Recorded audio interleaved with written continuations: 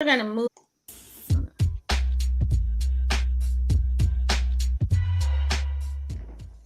Hey everybody, it's your girl Pajama with Pajama Life, and today we're hoping it'll be a trio, but it might be the dynamic duo. So today we're gonna review Vacation Friends 2 on Hulu and the third episode of Ahsoka. So let me turn it over to my partner in crime, this guy. Say hey to the people, Patrick. Hey everybody. This isn't really a crime though. I'd like to point that out. I mean, I may be your brother from another mother, but I'm not a partner in crime because crime is bad, as we are finding out all over the news anymore. Yes. So yeah, I'm glad to be here tonight, talk about these two fun things. Let's do this. And I'm allergic to all of that seriousness. So we'll hope that our buddy David will be able to stop in. But first, let's take a look at the worst honeymoon vacation on Vacation Friends 2.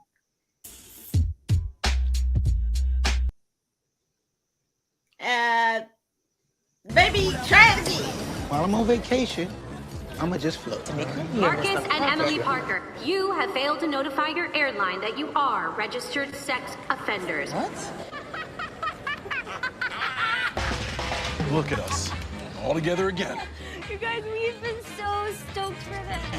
What are they doing letting us in a place this nice? How the hell did you get us in here? You didn't tell me. They're gonna be long gone by the time I get into my work day. Oh, you must be Mr. Parker. Apologies for the change in schedule. Thank you for being so accommodating. Trion has invited you for drinks tonight. All of you.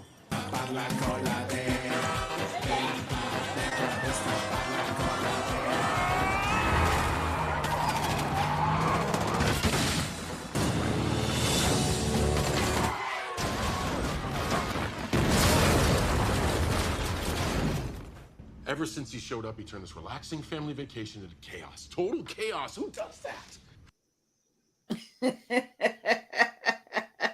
Pat, what did you think of Vacation Friends 2? Well, I remember when we watched the first one because this would not have been on my radar, and it was better than I expected, which was realistically a pretty low bar. So it wasn't bad, but this felt kind of just the same rehash with the thrown in element of Steve Buscemi, which he makes everything a lot better, and I'm not gonna lie, because he's so funny, crazy. So I mean, there was not a lot new. It was still the awkward friendship between two completely different couples, and which was nice, and they had the added thing of the nanny a little bit this time, that was kind of interesting. It wasn't bad. I didn't feel cheated I didn't feel like 2 hours of my life were totally wasted. It was good, but it wasn't great. It was not something I would have went out and paid money for, but it was on when I was streaming. So yeah, I watched it. It wasn't bad. So I'm going to give it a good solid 7, 6 to 7, 6.5. It's it is what it is. It's a nice little summer fun kind of comedy. It's not, you don't have to think too hard. There's not a lot of messages.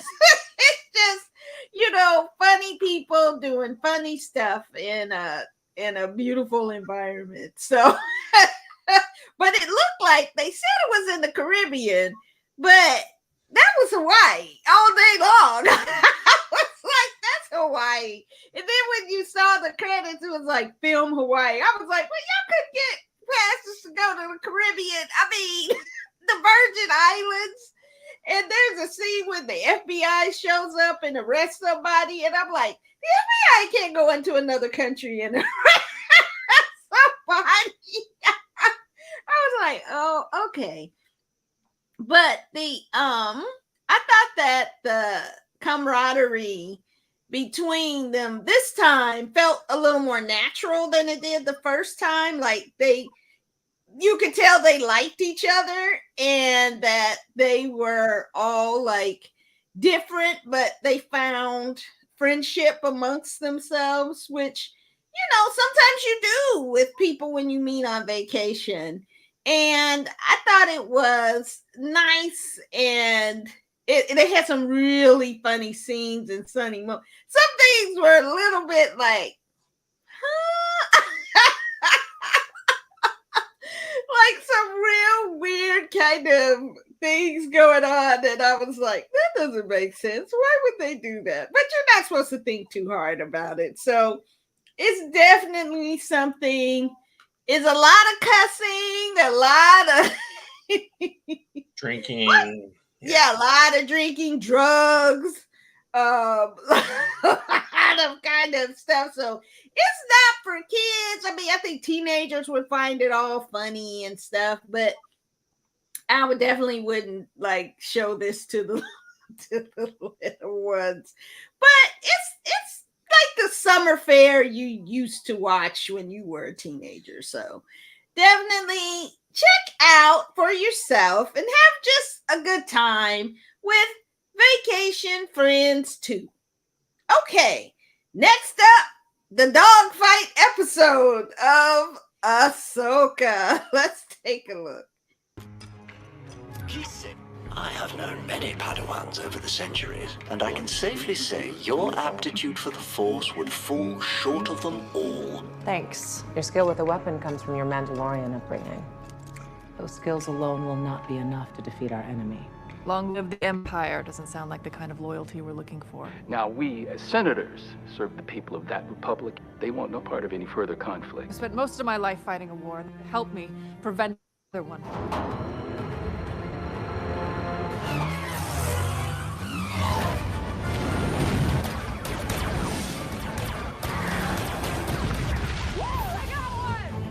I'm surprised you let them get this far.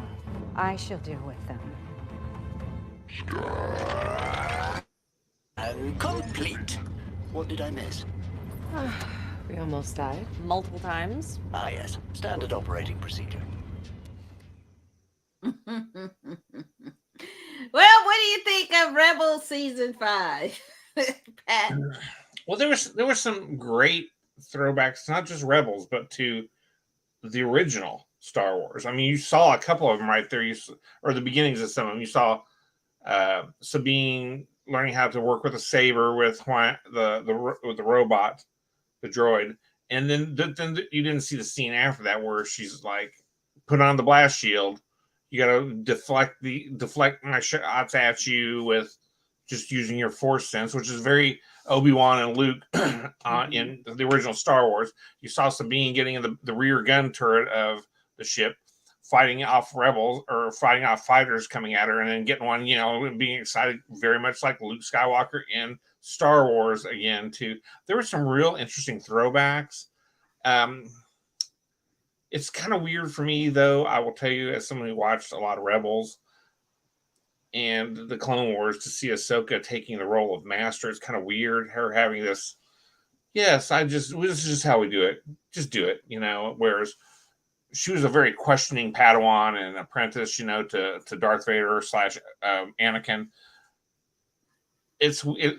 I don't know how I feel about that.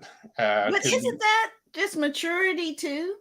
It could be, but it's just, I don't know if it was just an immature Padawan apprentice or if it was just part of her personality is to be a little bit rebellious, which is partially why she was assigned to Anakin, who was also rebellious against, chafing at the rules. That didn't turn out too great. Yeah, that whole, But maybe that changes you too. And maybe it did, and it just that was kind of an interest. And like I said, I don't know how I feel about that yet. It's interesting seeing her in the I'm the one with the knowledge role as opposed to the I'm the one learning role. And then it was interesting to see them talk about a lot more about Sabine's non-proficiency with the Force, which was I'm not sure how she would be an apprentice to a Jedi without having some Force skills. And I don't know if Ahsoka is able to sense something in her. And I suspect they're going to probably try to do some sort of thing where her Force skills come from her Mandalorian upbringing, where she can really harness the Force while using weapons. because that's the Mandalorian way. And even though she's not one of the Night Watch, so she gets to walk around without her face, with her face showing, unlike Dar Jin and the Mandalorian, who's part of the Night Watch or the Night Watch, where they are children of the something. They were a cult. Yeah. They touched on that, when they had Bo-Katan show up in season 2. So I mean, there's a lot of stuff kind of going on, and there were some really interesting throwbacks, and I was glad to see some good space battles. And now they've put them on a planet. They're going to have it almost looked like a throwback planet to Phantom Menace. We're going to have a couple Jedi running from troops in a jungle planet. Here we go. It gave me that kind of a feel. So this has been a very nostalgic trip so far in these shows. If you know the Rebels and the Resistance and those other series and Clone Wars, it's referential. But if you're not familiar with those, they're not really, to me, doing a great job of kind of laying the foundation about these people. And I don't think that's fair. Well, I think that if nothing else, this is either one of two things. It's either, and I believe it's truly a lot of fan service to the people who love all these series like me, and I'm sure David did too. Yeah. But it's also an invitation for people who maybe didn't get to see them like you to go watch these, and get into these because, it's leading you into this deeper Star Wars universe besides the 6 good films and the 3 bad films. But I think even with the movies and some of the newer shows on Disney Plus, they've kind of laid a foundation of, okay, this is why this is this. They've had a kind of a knowledge episode, as it were, so that you kind of understood where they were going. But this one just kind of plops you right in, and it's like, wait a minute, I'm lost. And so this one, it was good. It had some great action. I think, though, I really felt like the meat of it was Syndulla. Is that her? Hera. And her meeting with the senators and the chancellor. That is, I'm kind of enjoying that part of the story more. The bureaucracy? Say that again? The bureaucracy part? Well, I'm like, wow, you love the Phantom Menace. They had a whole war over a trade dispute. Yeah. That was great. Well, it at least it's giving some background to what's going on, so you can kind of understand these battles and these people fighting and what's going on a little bit. And that always was interesting about all the Star Wars movies, was the politics of the councils and the what was going on. A lot of that was fun to understand too, along with it. But I thought that fight scene was a little long, and I was just kind of, the space battle, awesome. the dog fight. Yeah. I was just kind of like, okay, get to it, bang bang here, bang bang there, da da da. I mean, I just was like, come on. But I thought when they went to the planet, that reminded me of the scene. The scenery reminded me of the scene of the 3rd Star Trek movie. I think maybe the second or third, where they landed on that planet and all those red trees and the people they accidentally shown themselves to. That might have been the second one. But I thought this show has a more Asian feel to it. If you look at it, it's very kind of Japanese style. It's kind of referential with. It looked like they were using Kempo. Is that what it is? Kempo swords and Kempo fighting. And then the planet kind of looked, kind of reminded me of a Japanese forest. So it's taking a lot from that, which is great. Because the aesthetics of it is beautiful. The production design of it is really lovely. I'm just struggling with the story. And I thought the scene of Ahsoka fighting on the ship, literally on the ship, that was super cool. And I was like, is she going outside? Yeah, she's gonna go out and deflect those laser blasts with her lightsaber on the roof. Yeah, that was super solid. Yeah, but come on, that did not make any sense Why wouldn't it? whatsoever. Why? So I just kind of was like, I mean, I enjoyed it for what it was, but a part of me was like, why isn't she immediately floating off? Gravity boots on. It's like Rocket did in Guardians of the Galaxy 3, you know. I mean, come on. And like that was something that's funny because it felt like a little bit of a referential thing to other properties. Like, okay, you had Rocket's gravity boots on out there, and like in Guardians of the Galaxy 2 when they threw Drax out the back to shoot at the last Sovereign ship coming after him, and he's tethered on shooting at things. That felt similar, but man, it's so good. I mean, come on. But okay, I'll give it a pass. I'm really digging the villainess. What's her name? Elspeth. Morgan Elspeth. I can't wait to kind of dig into her a little bit. She's very interesting to me because she's not a Jedi. No. Fallen Jedi. She's some kind of witch. A witch, yeah. Yeah, like they practice some kind of magic or something. They were like the ruling class of the Darth Maul planet. They were the ones that sent them out to do things.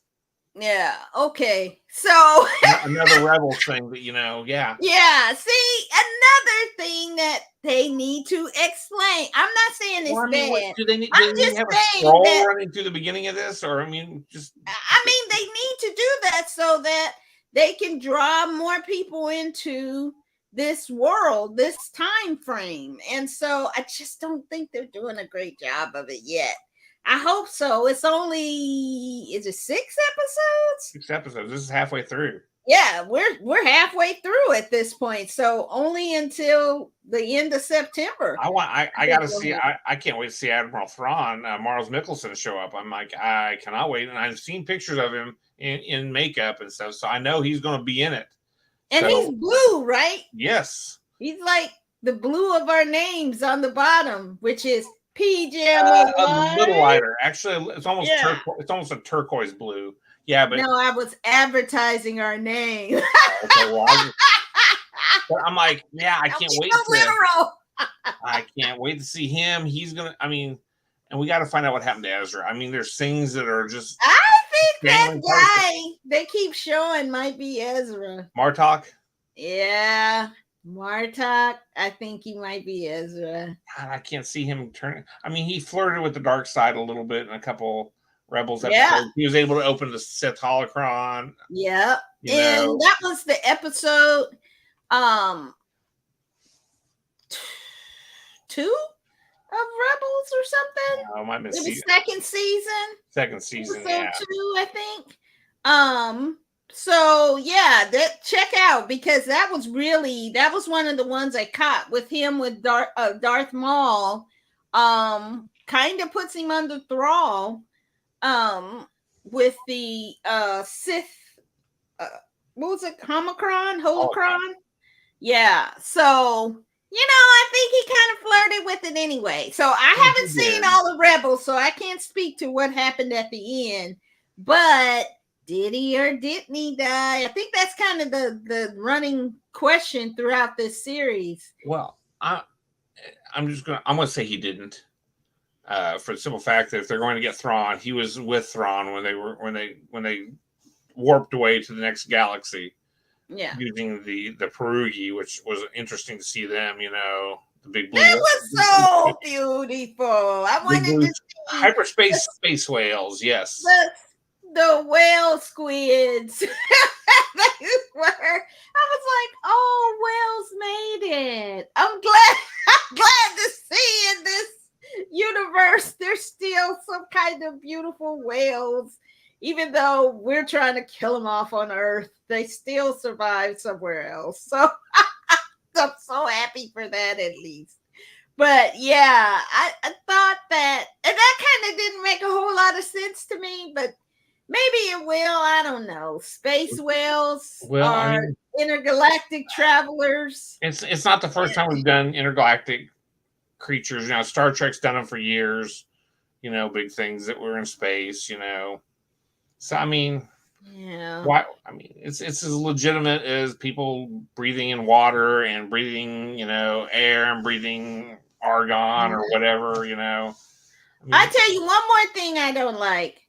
I don't like that Hai Yang droid. Yes, I love him. I don't like him so far. Why? He's a negative Nelly, and he's never got anything good to say. He's and been around forever. Kind of He's calling he's it. A jerk. Oh, he wanted me to lie. I'm sorry. No, but if he's some kind of protocol droid, they know how to not say it in the most brutal, unpleasant way. There is a way to do He's a that. Jedi history droid, is what he is. Well, he a little bit different than a protocol droid. He's just appealing to me right now. I'm just kind of like, ugh. How is this? I mean, C-3PO was amazing. He was annoying. And he was, but he knew how to like say something, but not be hateful about it. I just don't like this droid so far. Maybe he'll in the original Star Wars trilogy were the comedy relief, just like Chopper is the comedy relief now. Oh, Chopper is cute. Chopper's the best droid in all of Star Wars. Best droid in all of Star Wars. Chop. He's cute.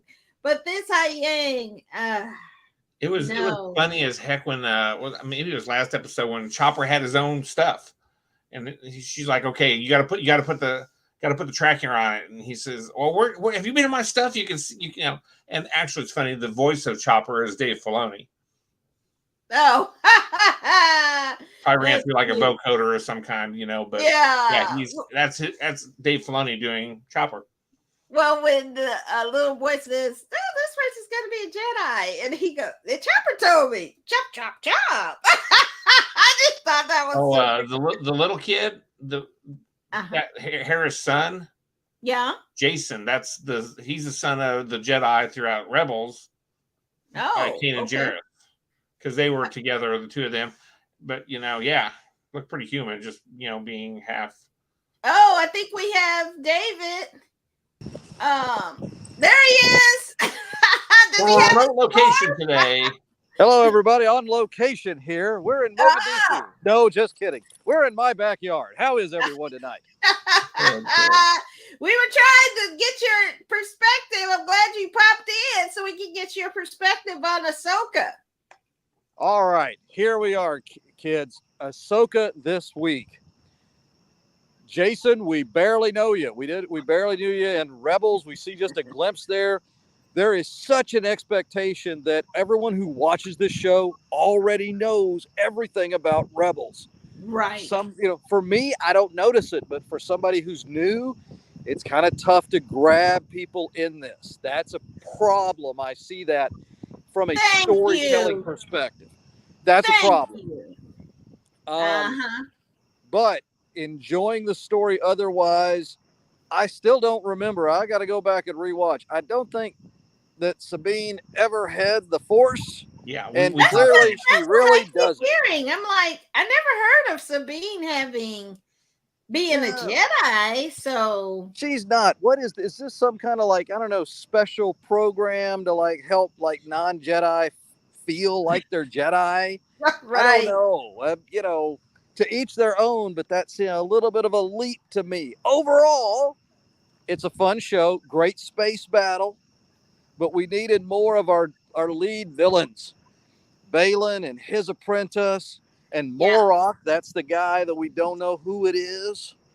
I'm saying it's Ezra. I'm afraid it's Ezra. I'm afraid it's Ezra. We will have to see. But I am enjoying this for a late summer run. Great Great space battle, though. I really enjoyed that. They put the money in the right place.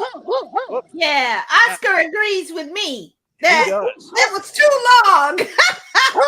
Oscar, I come thought on. it was a little long in the tooth on the space battle, but I like the space battle. I Oscar, thought it was great too. And, yeah, well, you know. and Dave, you may have missed it or not about how there were some real great Star Wars throwbacks with the put the blast shield down, and also when Sabine's in the rear gun turret, with her finally hitting one of the fighters, it was kind of like Luke Skywalker and Star Wars, just need Han Solo, don't get cocky, kid.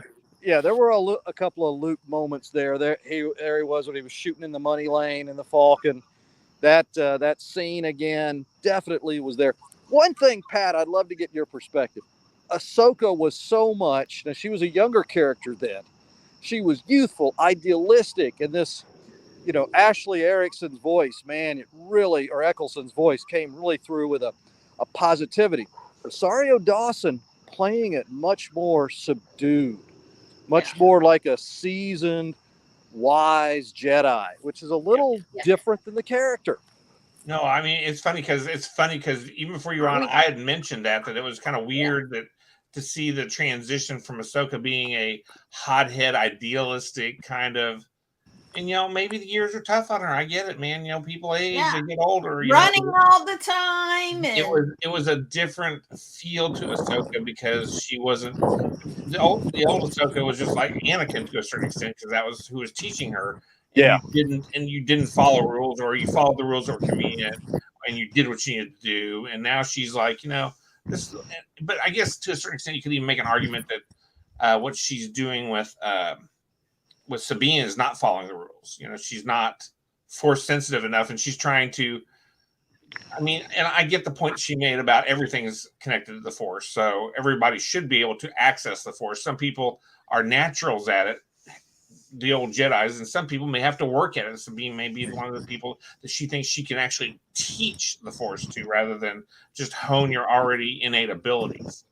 Well, remember in you guys probably don't remember, but in the third trilogy, Luke Skywalker talked about that with Rey. He said that this shouldn't just be the purview of the Jedi. This should be a part of everyone. And so maybe this is kind of that philosophy of the Force is with all of us. All of us should be able to access it. But some people just are more talented. Like I was talking to the producer about it and said, it's just like everybody could sing. Some people just naturally sing beautifully. And then some people just have to really work at it. And then even then they're not great at it. Yeah. And even then they're not great. And there's an example.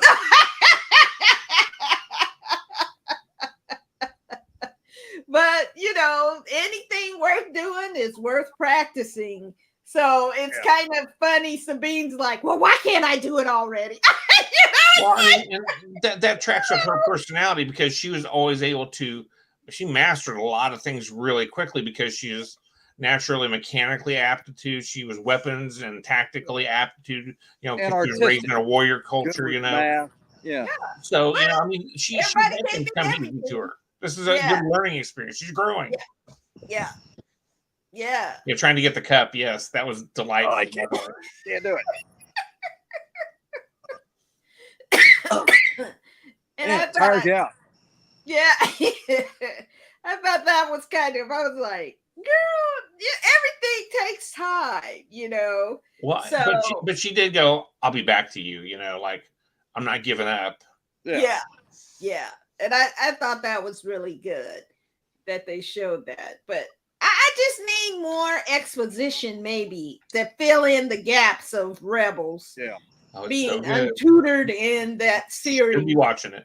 You're not going to get it, though. I think after 3 episodes, I think it's clear. Dave Filoni says, this is an advanced class. You've got to have done your 101 to make it in 201. And I think that's an issue with it. Where The Mandalorian, it was all new. It was all new that first season. Everyone started off on this level playing field. There was no, he would never say that. They would never do that. It was all new and allowed the fans to come on this journey together. Well, maybe Filoni's not really letting Ahsoka do that, for better or worse. Yeah. Well, you know, and maybe they could have had her have an adventure outside of this Rebels thing and then kind of join in with Rebels in the second season. That might have kind of given you more time to understand the character and what happened and something like that. And you got to understand too, though, Rebels or Ahsoka, I should say, you're dealing with an established character with tons of material. Whereas if you were to have done like when they did The Mandalorian, nobody knew Din. No one knew much about the Mandalorian culture unless you'd watched Rebels. And even then, this was a different sect of the Mandalorians. So what you may have learned in Rebels had nothing to do with the watch, and how they always wore their helmets and take it off and that kind of stuff. Totally different. So, it started fresh from a fresh spot, where this one is picking up stories that have already been laying around, because you're dealing with a character, and this character's not a fresh character. This character's been around for 20 years. Yeah, and I think if maybe they could have alerted us who are not haven't seen those shows that, hey, go back and look at this in some kind of way. I don't know how. Maybe they if only someone here on the show had said that. God, Yeah, I don't know. But I'll listen to you. No. I know. Anybody who's watched this show knows that, okay? We all know that. There's a trend and a pattern here, I think, with Pajama's positions and the rest of her cast. You know what I should have done? I should have said, Pam, you should never watch Rebels because it will just confuse you. And you probably just won't understand it anyway. And you would have been like, oh, yeah, you watch me, I'll watch it. And we'd be like here going, wow, that's great. Just like I'm going, that's great, Well, yeah. Well. Reverse psychology, I need to work on that. Oh, brother. Well, it was certainly interesting and definitely had some good action scenes. I think it's still something the whole family can watch. Oh, yeah. And definitely is leading up to, I mean, just Rosario Dawson's physicality of the representation of Ahsoka is so spot on, that I'm looking forward to see. Now we're halfway through, so they're gonna have to really pick it up from here, so that they have a really good finale, because if these numbers aren't up, Disney is cutting stuff right and left. So definitely check out Ahsoka so we can get more great content. All right, well, that's all we have for this week. Hey fellas, you got anything? I think there were some interesting things that happened in movie news and TV news. It looks like Dune is being pushed back. And so unfortunately we won't get to see that. I was really counting on that I think it was supposed to come out like Christmas time or Thanksgiving or Christmas time. Yeah. So now let's push back till next year, clearly. Definitely. This looks like Jimmy Buffett just passed away. Mr. Margaritaville himself just passed away at 74, which seems really young to me at this point. It was 76 and it was cancer. Was it 76? Okay, still kind of young. Cancer. So that was kind of sad. I remember going to Jamaica and passing by huge Margaritaville restaurant and casino, I believe. So, and it was packed. So one song this guy had led to an empire. I mean, you talk about one hit wonder. I mean, this guy turned that song into just fantastic marketing opportunity. And it's a fun little song too. So, listen to Margaritaville, have a margarita, think of fun summer times. Pat, what's your final thoughts for this week? My final thoughts is if you see all these things getting pushed back, and I don't know if you've heard why they're getting pushed back, but I've heard several sources talking about they're pushing them back because this is the studio's way of extending the negotiations so they'll have income coming in instead of settling with these people. My God, you know what, these people, these regular workers, yes, I know that, you know, Ian McGregor and George Clooney and Denzel Washington, they all make big bank every movie. But, you know, there's hundreds of lower paid workers, hundreds of thousands who are trying to make ends meet. And the way the environment has changed, and for the studio to continue to believe that it didn't change and act like it doesn't change, and that their executives should make billions of dollars, perhaps maybe just maybe you could not get the Gulfstream 4 plane this year. Maybe you'll have to go to the Gulfstream 3. I know it doesn't have the gold-plated bathrooms, Mr. Iger, but you should maybe settle with these people and get it going so you can keep the money flowing. And this is coming from a union member myself. You know what? When they tell us to quit, when the union, when the workers, the Writers Guild and the Screen Actors Guild say to quit, ask the people to quit watching streaming stuff, I will be stopping watching stuff at that point that's on any streaming service that they tell me not to, because I support unions and I'm not going to cross the picket line. And if it comes to that point, I'll even cancel my memberships until they settle. So maybe they need to start thinking about the way unions are working nowadays and start ponying up and you know, making, you know, spreading the wealth like they've always said they were. That's my 2 minutes PSA. Thank you very much. Thanks for coming to my TED Talk. And good words those are. Don't forget, it's because of unions you have Labor Day.